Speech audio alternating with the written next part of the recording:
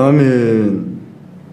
하나님 말씀 보겠습니다. 사무엘하 16장 1절부터 보겠습니다.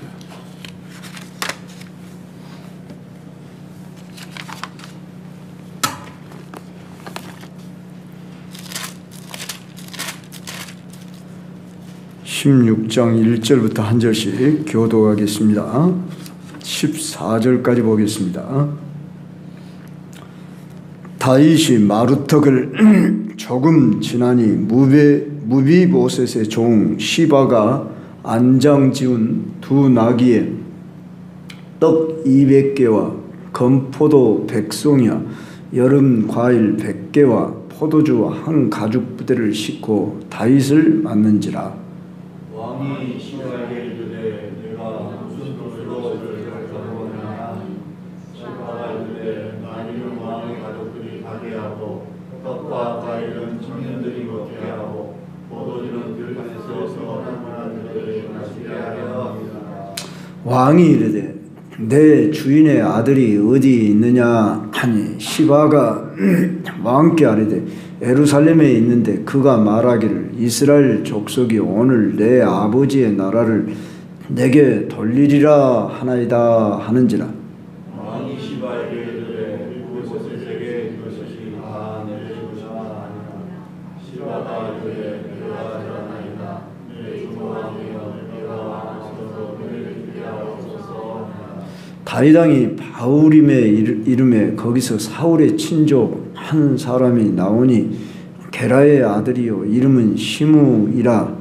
그가 나오면서 계속하여 저주하고 또 다윗과 다윗 왕이 모든 신하들을 향하여 돌을 던지니 그의 모든 백성과 유다인이 다 왕의 좌우에 있어라. 시므이가 저주하는 가운데 이와 같이 말하니라. 피를 흘린 자여 사악한 자여 가거라 가거라. 사울의 모든 피를 여호와께서 내게로 주셨다. 그를 위해서 네가 왕이 되었으나 여호와께서 나를 내 아들 압살롬의 손에 넘기셨도다. 바라 나는 피를 흘린 자이므로 말을 자초하였느니라. 스루야의 아들 아비새가 왕께 여짜오되 이 죽은 개가 어찌 내 주 왕을 저주하리이까. 청하건대 내가 건너가서 그의 머리를 베게 하소서 하니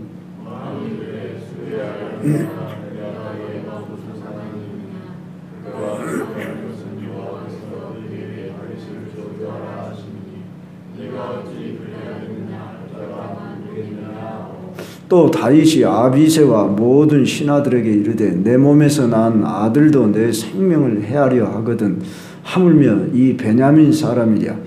여호와께서 그에게 명령하신 것이니 그가 저주하게 버려두라. 혹시 여호와께서 나의 온통함을 감찰하시니 오늘 그 저주 때문에 여호와께서 손으로 내게 갚아주시리라. 다윗과 그의 추종자들이 길을 갈 때에 시므이는 산비탈로 따라가면서 저주하고 그를 향하여 돌을 던지며 먼지를 날리더라.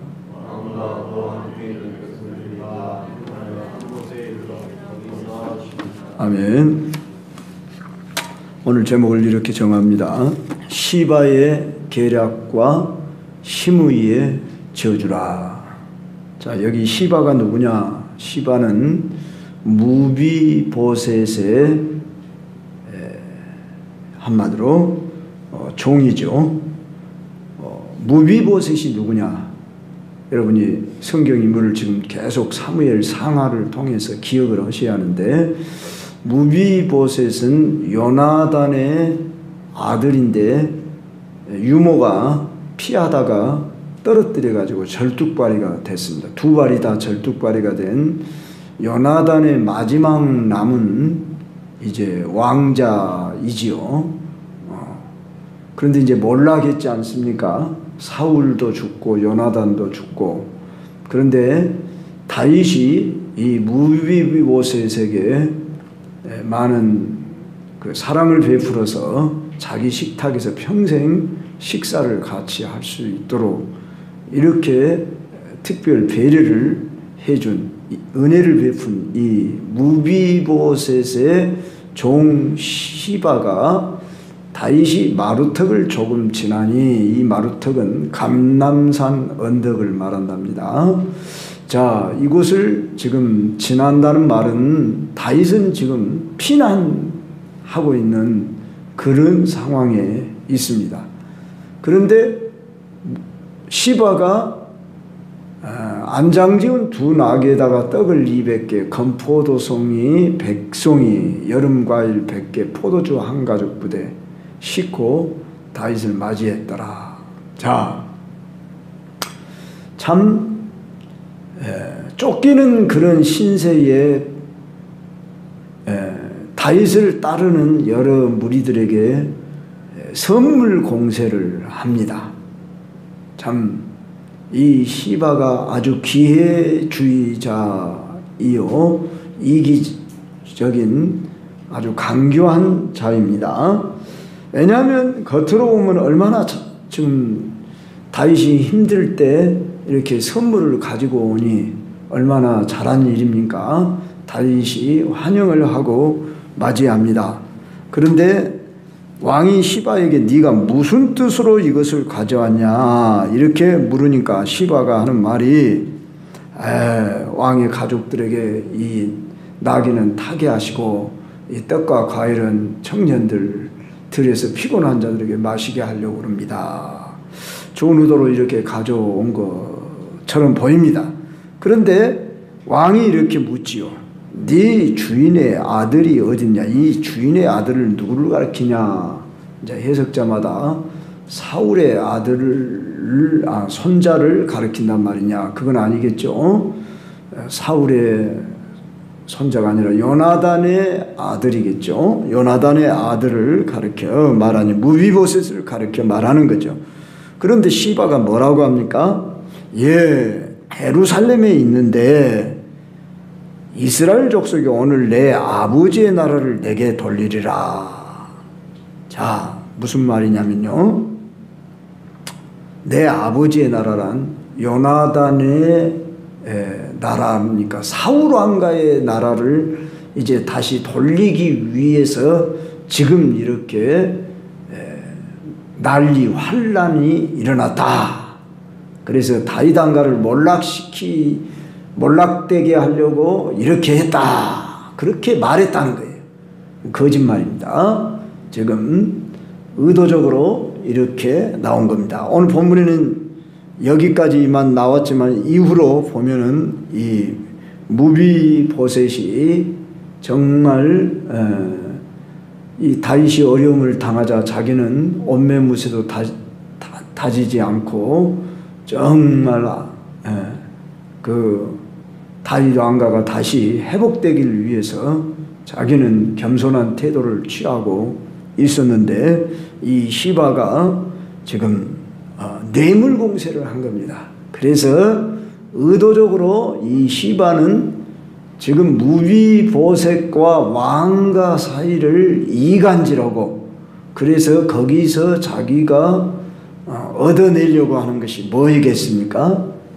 그 어떤 자리라든지 또는 그러니까 권력의 자리라든지 또는 재산을 노린 거죠.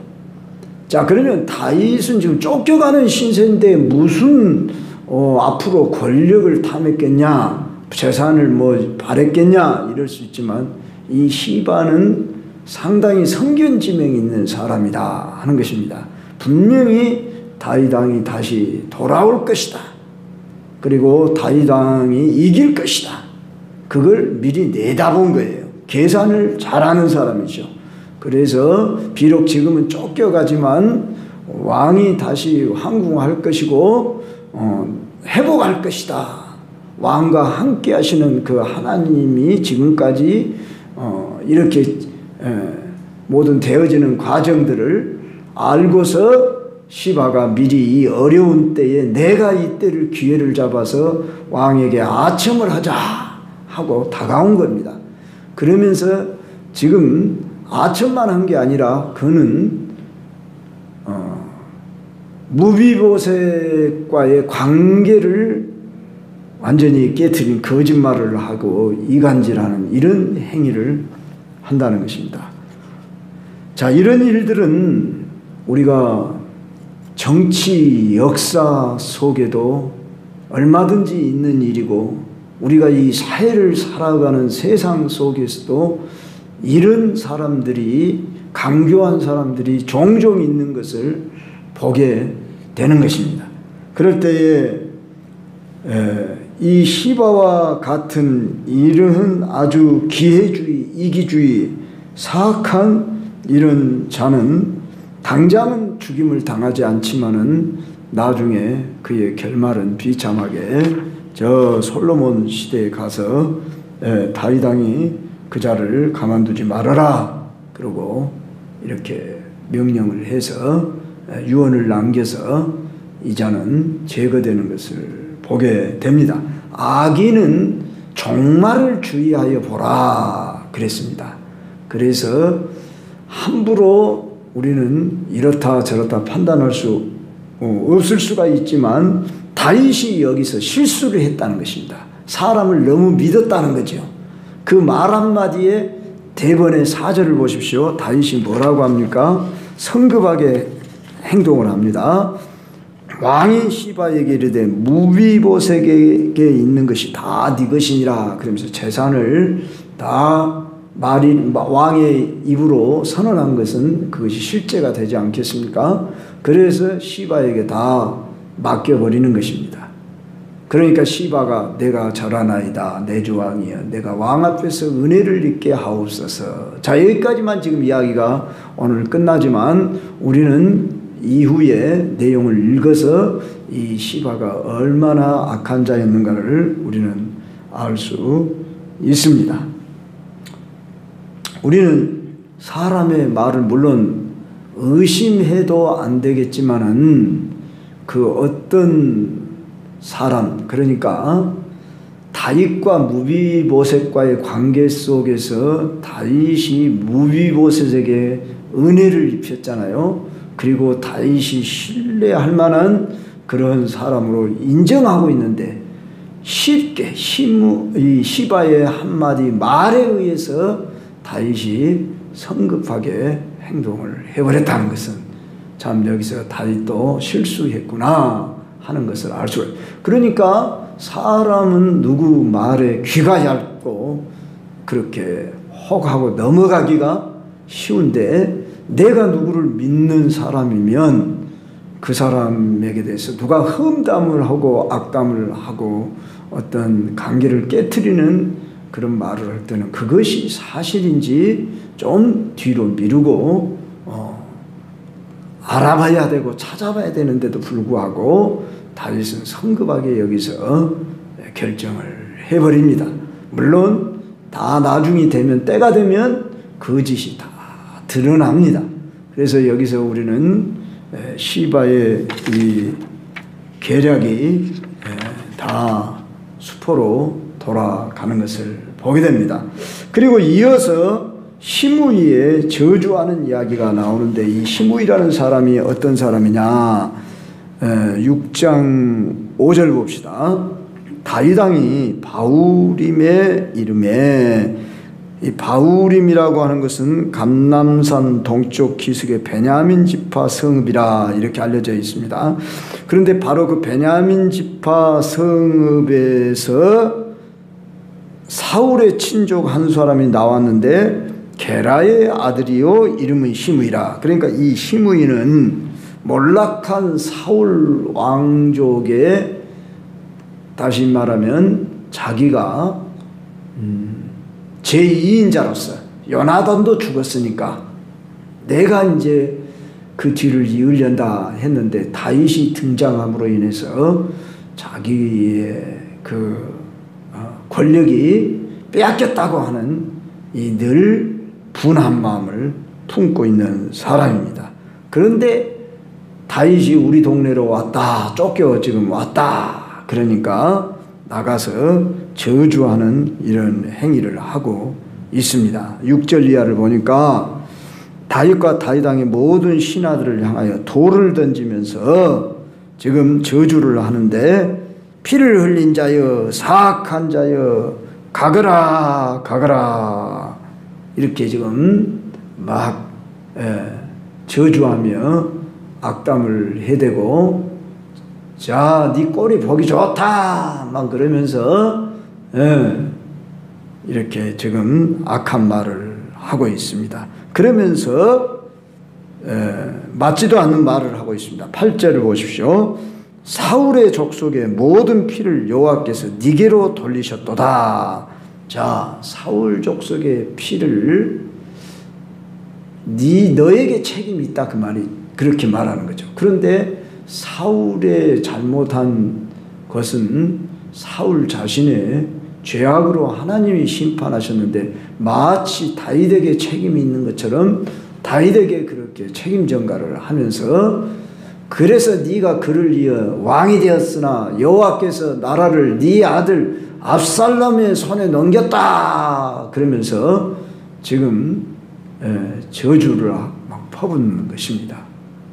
오늘날도 참 우리나라의 현실을 보면 여야가 또는 뭐 서로의 이런 그 감정에 또는 빠져가지고 서로 비판하고 지금 나라가 두동강이 나 있는 그런 상황의 모습과 오늘 성경의 모습 속에서 우리가 많은 것을 깨닫게 합니다. 그랬을 때에 지금 시므이 같은 사람은 다윗을 모함하는 것입니다. 다윗 왕을.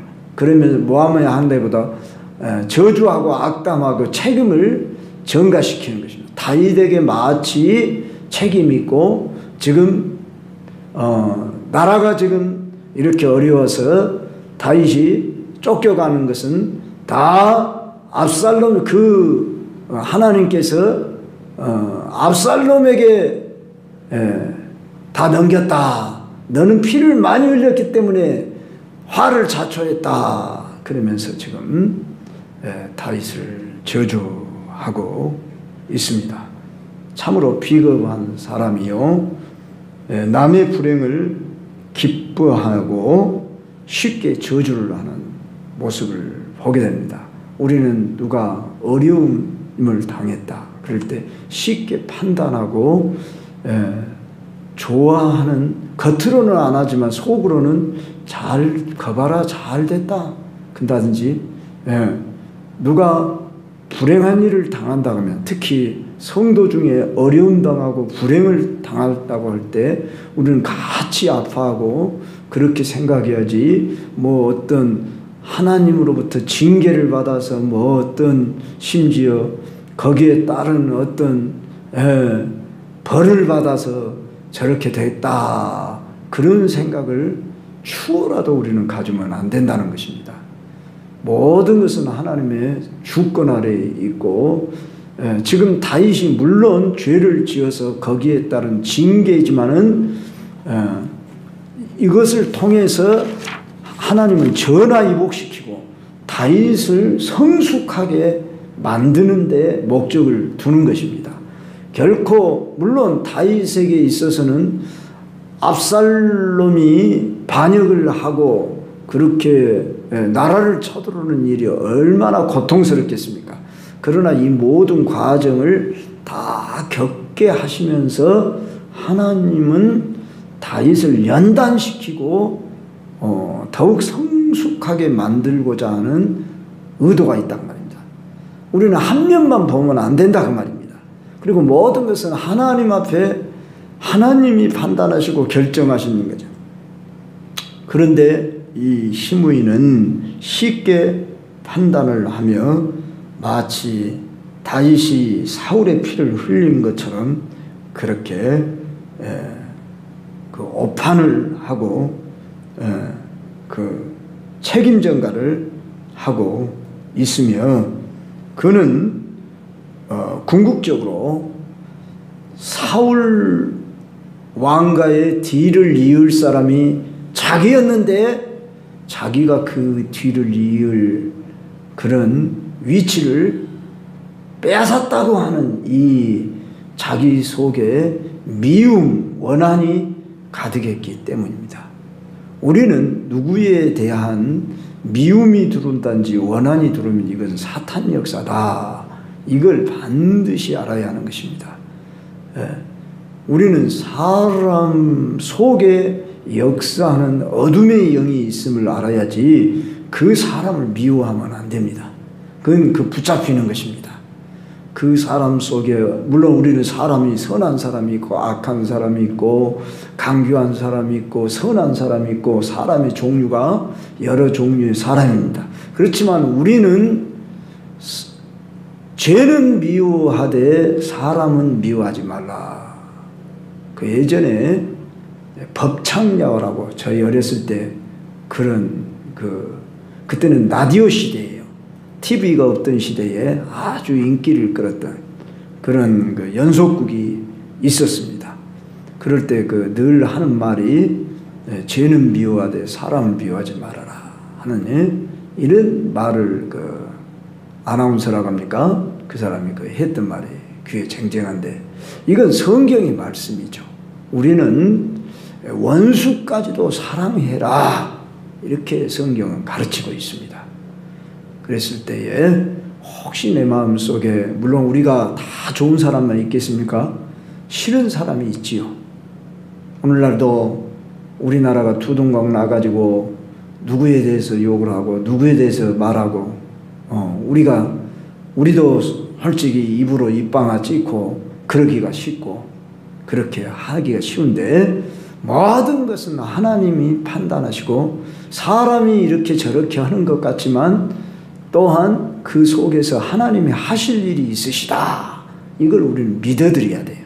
믿어드리고 그러니까 우리가 할 일은 하나님 앞에 기도하고 모든 것은 하나님이 결정하신다.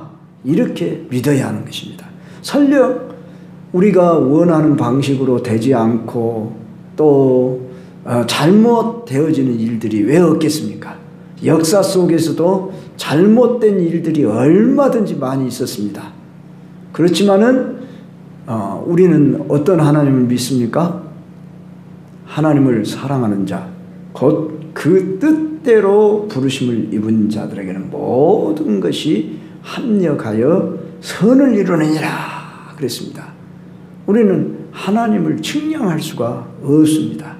하나님의 그 깊으신 오묘한 뜻, 잘못되게 되어지고 모든 것이 그르게 된 것 같지만 그르게 되었을지라도 그 그르게 되어진 것을 통해서 뭔가 교훈하시고 연단하시고 훈련하시고 역사하시고 결국은 다 하나님의 자기 선하신 계획과 뜻 안에서 이루어 가신다 그 말입니다. 이건 뭘 합리하라 그렇게 생각하려는지 모르지만 우리는 어떤 하나님을 믿습니까? 절대 주권 섭리를 우리는 믿어야 합니다. 참새 2마리가 한 아사리온에 팔리는 것도 하나님이 허락지 아니하시면 되지 않는다. 그리고 참새 1마리가 땅에 떨어지는 것도 하나님이 허락지 아니하면 되지 않는다. 너희 머리털럭 하나까지라도 다 헤아린 바 되었노라. 우리는 이 하나님의 절대 주권을 믿어야 합니다. 바로 여기서 다윗이 그런 신앙을 가진 사람이라는 것을 우리는 볼 수가 있습니다. 자, 여기에 대해서 다윗이 어떻게 반응하는가 봅시다. 자, 시므이가 이렇게 막 저주를 하고 돌을 던지고 티끌을 막 이렇게 무릎 쓰면서 그냥 할 때에 아비새라고 하는 장군이 저 개 같은 뭐라고 말합니까? 여기 봐봐요. 죽은 개가 어찌 내 주왕을 저주하리까? 죽은 개나 다름없다 그 말을 그렇게 표현하는 거예요. 사울 왕가의 저 죽은 개 같은 자가 어찌 내 주왕을 저주. 지금 왕이 마음이 상할까 봐서 이 아비새는 아첨하는 게 아니고 의분이 일어난 거예요. 비록 왕이 지금 쫓겨가는 신세가 됐지만은 지금 맞지도 않는 말을 하면서 왕을 저주하는 이 모습을 볼 때에 지금 아비새가 건너가서 그의 머리를 베일까요? 그랬을 때 다윗 왕이 뭐라고 합니까? 가만두라고 그러죠. 그가 저주하는 것은 여호와께서 그에게 다윗을 저주하라 하시미니 네가 어찌 그리하였느냐 할 자가 누구겠냐.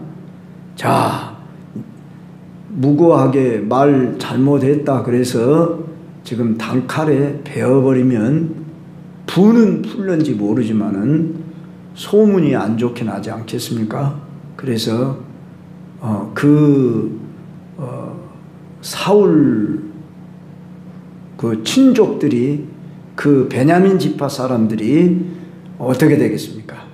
이제 다윗에 대하여 불만을 품을 수 있고 또 이 아비사에게 큰 책임이 돌아갈 것을 뻔히 알고 다윗은 여기서 매우 그 너그러운 마음 그리고 여유 있는 마음을 가지고 말합니다. 그러면서 여호와께서 다윗을 그에게 저주하라 하시미니 네가 어찌 그리하였느냐 할 자가 누구겠냐. 왜 네가 그 자를 죽였냐. 그렇게 다윗을 저주하라고 해서 저주를 한 것이다. 이렇게 하나님이 허락했다. 내 아들도 나를 이렇게 반역을 하는데 저 베냐민 사람이랴 그랬어요. 내 몸에서 난 아들도 내 생명을 해하려 하거든 하물며 이 베냐민 사람이랴 여호와께서 그에게 명령하신 것이니 그가 저주하게 버려두라. 참으로 다윗은 성숙한 모습을 보입니다. 내 잘못이다. 내 아들도 나를 이렇게 해하려고 달려드는데 저 몰락한 베냐민 후손이 나를 저주하는 거 그럴 수 있지 않겠냐. 이해를 해버렸다 그 말이에요. 여기서 참으로 다윗의 넓은 마음과 함께 이 시므이를 이해하고 있습니다. 참으로 다윗은 오히려 신복들을 위로하고 있습니다. 그러면서 자 조금 더 살펴봅시다. 12절 13절 혹시 여호와께서 나의 원통함을 감찰하시니 오늘 그 저주 때문에 여호와께서 선으로 내게 갚아주시리라 하고 여기서 우리는 다윗의 하나님의 절대 주권을 생사하복 흥망성쇠를 하나님 앞에 맡기는 지금 현실 당하는 어려움을 어떻게 피해 보려고 하거나 또한 감정에 빠져서 자기를 지금 이렇게 도피 중에 있는데도 저 시므이라 하는 자가 이 시므이는 나이가 많이 좀 상당히 들었을 거라 이렇게 생각이 됩니다. 그런데 그가 돌을 막 던지며 흙먼지를 막 이렇게 날리면서 갖은 모욕을 할 때에 아비새가 단칼로 목 쳐버리면 끝나버리는 일이에요. 그러지만 다윗은 생명을 존중 여기는 하찮은 목숨이라 할지라도 무시하지 않는 자기가 우리야를 저 전쟁터에 내보내서 거기에 따른 벌이 징계가 오늘 내게 임했다고 하는 그래서 철저하게 회개한 다윗 아닙니까? 그렇기 때문에 다윗은 여유를 가지면서 지금 내 아들도 나를 이렇게 해하려고 달려드는데 저 베냐민 사람이야 충분히 그럴 수 있지 않겠냐. 내가 앞으로 이 사울 왕가의 권력을 차지하는 우리나라로 옛날로 말하면 영의정 자리를 내가 차지할 만한 우리로 말하면 국무총리 내가 뒤를 잇다가 할 수 있으면 또한 내가 왕도 될 수 있는 그런 위치였는데 다인 네가 나타나서 내가 이 꼴이 이 모양이 됐다. 그런데 봐라 네 아들이 반역을 해서 너를 지금 이렇게 나라를 혼란스럽게 하고 지금 예루살렘 성이 이미 다윗의 아들 압살롬의 장악대에 있는 상태에 피난 가고 있는 지금 이런 상황에 있을 때 여기 시므이는 보여지는 것만 보았지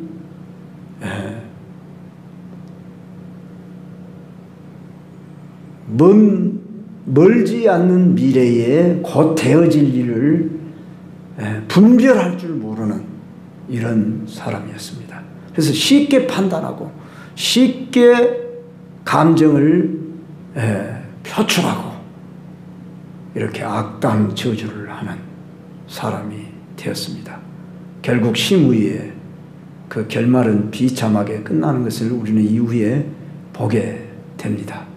그래서 우리는 오늘 두 사람이 두드러지게 나타나는데 시바와 시므이, 다윗이 피난길에 시바의 거짓 모략, 결약을 우리는 보게 되고 또 시므이의 저주를 보게 됩니다.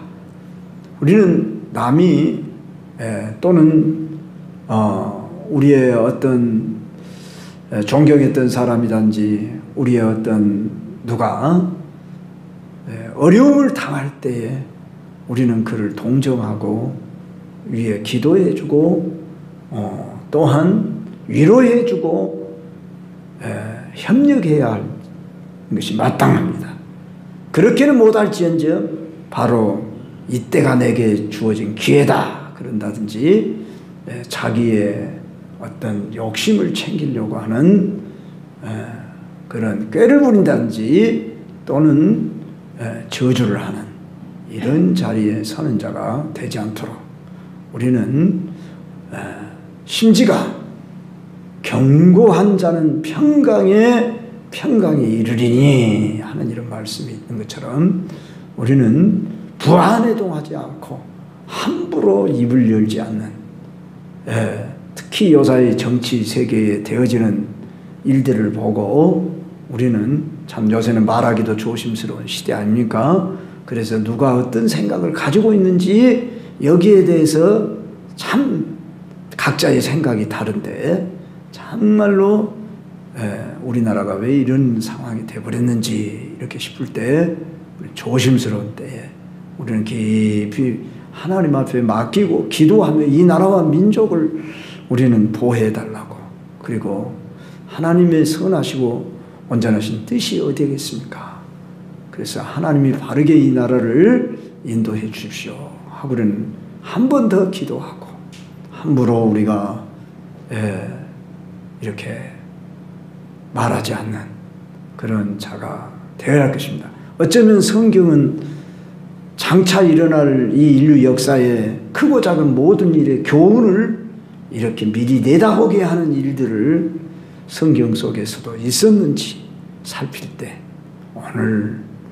어쩌면 오늘 이 본문이 우리나라의 현실에 되어지는 일들의 모습과 우리가 비교해 볼 수 있고 적용해 볼 수 있는 그리고 교훈을 주는 그런 일들이 되지 않는가 싶습니다. 우리는 크고 작은 꼭 나라의 현실뿐만 아니라 우리가 사회생활을 해 나가는 데 있어서 주변의 사람들의 여러 부류의 사람들을 만날 때 우리는 어떤 자세, 태도를 취해야 할 것인지 여기서 우리는 정말로 인격을 갖추고 특별히 다윗은 어떻습니까? 자기가 환난 그 지경에도 너그러움을 가지고 여유 있는 성숙한 그런 사람으로 성장해 있는 모습을 보게 됩니다. 역시 다르구나. 잘못은 했지만 다윗이 변화된 사람이구나. 그래서 그 어려움이 도리어 다윗을 성숙해 만들고자 하는 하나님의 뜻이구나 하는 것을 우리는 여기서 배우면서 오늘 또 우리가 그리스도인답게 하나님이 보시는 아름다운 사람으로 만들어져 갈 수 있었으면 좋겠습니다.